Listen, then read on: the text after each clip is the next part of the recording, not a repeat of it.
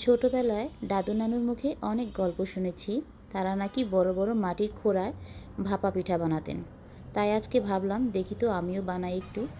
প্রথমে আমি 1 গ্লাস পানির ভিতরে বেশি করে লবণ গুলিয়ে নিয়েছি। এরপর চালের গুঁড়া নিয়েছি 4 কাপ। চালের গুঁড়াকে ভালো করে একটু হাত দিয়ে মেখে নিলাম। এখন লবণালা সেই পানি দিয়ে ভালোভাবে মেখে নিতে হবে।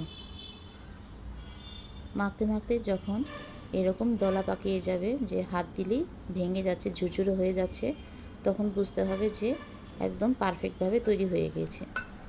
এখন আমি চালনিতে করে নিয়ে ছেঁকে নিব। ছাঁকা হয়ে গেলে সুন্দর এরকম ঝরঝরে হয়ে যাবে। রাইস কুকারের ভিতরে যে বাটি থাকে একটা সবজি সেদ্ধ দেওয়ার, আমি ওটাতে আজকে পিঠাটা বানাবো। এখন পাতলা পরিষ্কার একটি কাপড় ধুয়ে বাটির উপর বসিয়ে দিয়েছি। তারপর বাটিতে কিছু চালের গুঁড়া দিয়ে ট্যাপ ট্যাপ করে নিচ্ছি, যেন সুন্দরভাবে সেট হয়ে যায়। হাত দিয়ে চাপাচাপি করা যাবে না। গুড়, নারিকেল ও চালের গুঁড়া দিয়ে সেট করে নিতে হবে। সেম একইভাবে আরও 2টা লেয়ার করে নিতে হবে। নিজের পছন্দ মতো বেশি করে গুড়, নারিকেল দিয়ে নেওয়া যাবে, কারণ নিজে বানালে ইচ্ছা মতো গুড়, নারিকেল দিয়ে খাওয়া যায়। সুন্দর করে সেট করে নিতে হবে। কোনো দিকেই কোনো চাপাচাপি করা যাবে না, চাপলে পিঠাটা ভালো হবে না।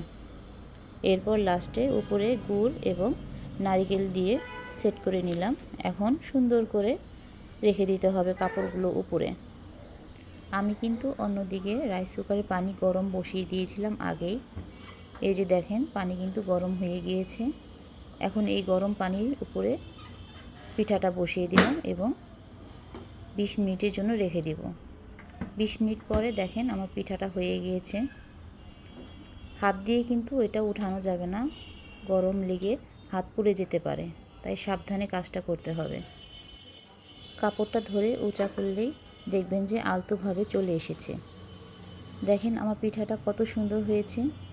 সত্যি দাদু নানুরা যে বলতেন বড় পিঠা খেতে অনেক মজা, আজ আমি নিজে বানিয়ে তা বুঝলাম। আমার তো মনে হয় আর ছোট করে আমার বানিয়ে খাওয়াই হবে না, খুব সহজে এভাবেই বানিয়ে নেওয়া যায়। আর আমার বাচ্চারা এই পিঠার নাম দিয়েছে কেক ভাপা পিঠা।